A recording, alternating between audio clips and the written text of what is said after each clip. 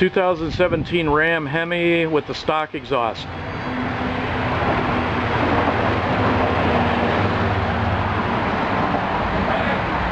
Yep.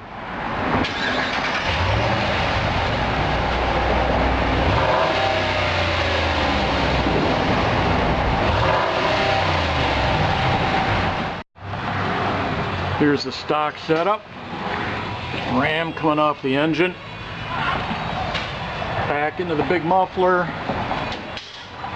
Dual tailpipes.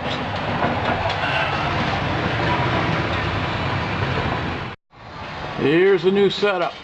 Chambered 40-inch long, followed by 16-inch long resonator into a Y splitter and then to the back.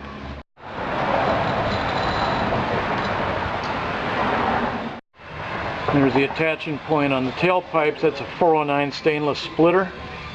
16-inch long resonator with packing to absorb sound, and then a 40-inch chambered section. All 3-inch. Okay. Here it is with the 3-inch power sticks.